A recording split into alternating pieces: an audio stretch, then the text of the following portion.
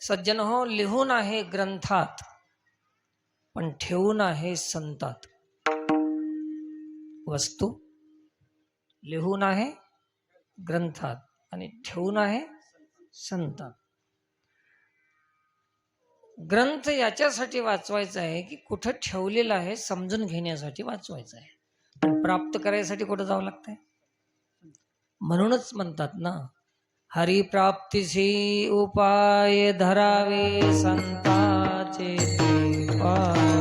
धरावे संताचे ते पाय, धरावे संताचे ते पाय. हरे प्राप्तीचे उपाय धरावे संताचे ते पाय, धरावे संताचे ते पाय, धरावे संताचे ते पाय.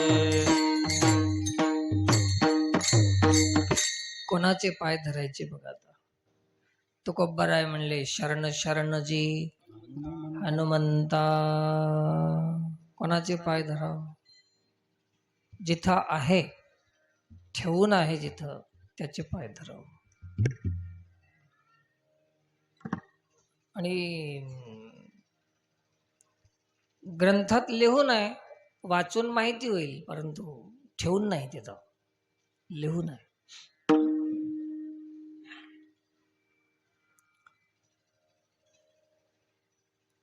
अनुभव संताला आहे आणि शब्दानं अक्षरानं लिहून ग्रंथामध्ये आहे.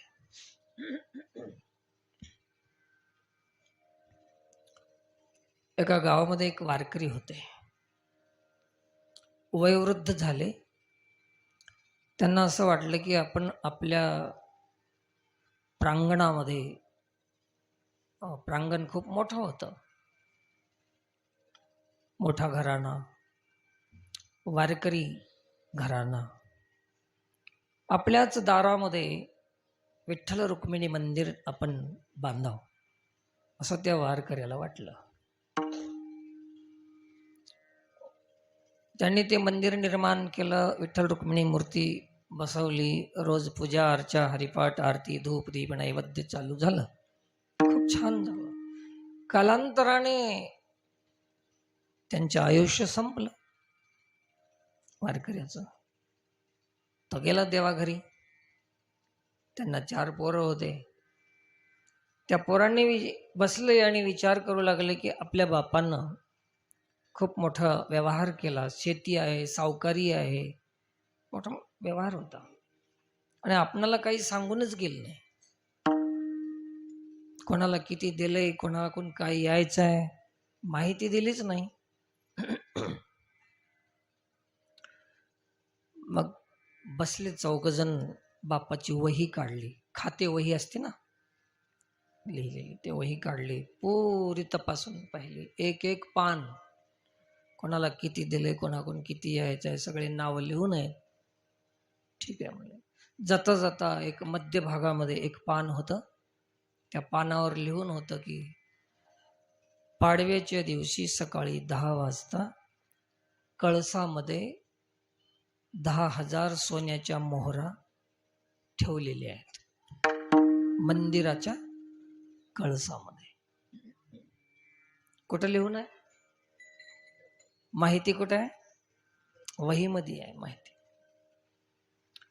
पोरांनी विचार केला की 10,000 सोन्याच्या मोहरा, आजच्या काळामध्ये भाव किती आहे सोन्याचा? किती रुपये होतील, किती संपत्ती होईल? अरे असले 10 मंदिरं बांधता येतात म्हणले, काय करूत आपण?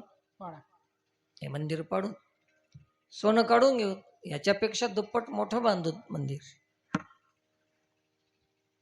कळस ते शिखर पाडायला सुरुवात केला, कळस काढला, त्याच्यामध्ये पाहिलं नाही, पूर्ण शिखर पाडत पाडत आले नाही, मंदिर पायापर्यंत खंदून काढलं मंदिर, सोनं नाही.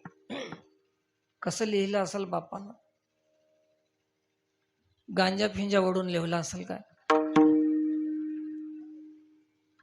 पोरांना वाटलं, शंका येऊ लागली, एवढं मोठं मंदिर आणि बिघडून गेलं, आपल्या हातानं पाडण्यात आलं, अपराध झाला.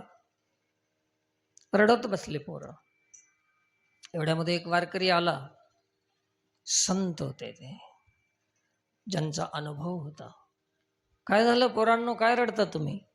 म्हणले महाराज असं असं झालं. असं लिहू नये याच्यामध्ये. बघू ते वही इकडं आणा. वही आणली, तपासली, वाचलं त्याच्यामध्ये. म्हणले पोर हो, हे खोटं नाही, हे लिहिलेलं खरं आहे.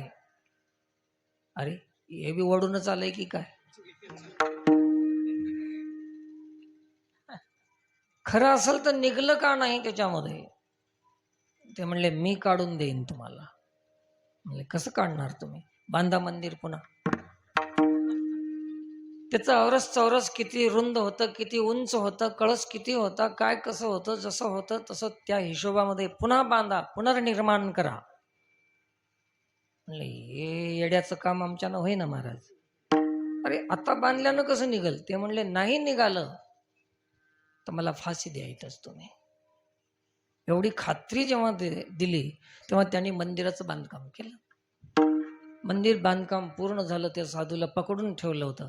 म्हणले द्या, काढून द्या. ते म्हणले आता नाही, इथं लिहिलंय पाडव्याच्या दिवशी ठेवलेलं आहे, पाडवा येऊ द्या. दम पडावं लागेल की आता.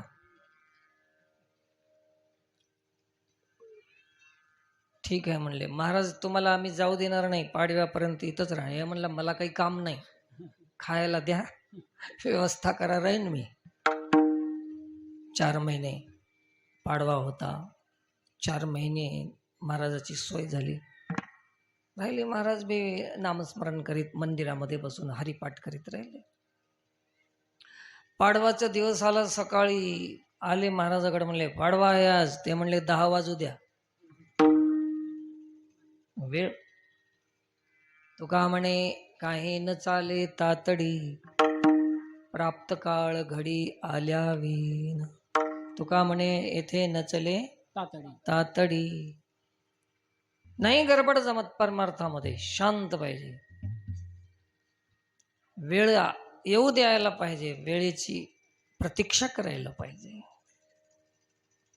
10 वाजले महाराज, 10 वाजले. हा ठीक आहे चला, घ्या हातामध्ये एक कुदळ घ्या, एक टोपलं घ्या, एक खोर घ्या, है ना, खोरच म्हणतात ना. हा हे सगळं घेतलं. चला म्हणे. पूर्व दिशेला सूर्याचा उदय झालेला. 10 वाजता सूर्य आपल्या आपल्या परीनं उंच आलेला होता आणि त्या कळसाची सावली पश्चिम दिशेला पडलेली होती. कोणीकडे? पश्चिम दिशेला. जिथं त्या कळसाची सावली पडली होती जमिनीवर, त्या सावलीमध्ये खोदाय लावलं कळसाच्या, आणि त्याच्यातून 10,000 सोन्याच्या मुद्रा निघाल्या. कुठं होता सोनं? कळसात होतं की नव्हतं? कुठं होतं? तसं आम्ही मंदिरं पाडीत निघालो. इथं देव भेटल, तिथं देव भेटल, त्या मठावर गेलं तर भेटल, या मठात भेटल, त्या महाराजाकडे भेटल, दाढीवाल्याकडे भेटल, मिशीवाल्याकडे भेटल, भगव्याकडे भेटल, नागव्याकडे भेटल. कुठंच हुडकू नका, संताशिवाय प्राप्ती नाही. काय करणार? कुठं कुठं खड्डे करीत बसला सोनं काढायला, कुठं निघणार आहे तुम्हाला? त्याच्याशिवाय प्राप्ती नाही. कोणाकडे आहे ती माहिती, कोणाकडे आहे ती प्राप्ती? तर ज्याचा अनुभव आहे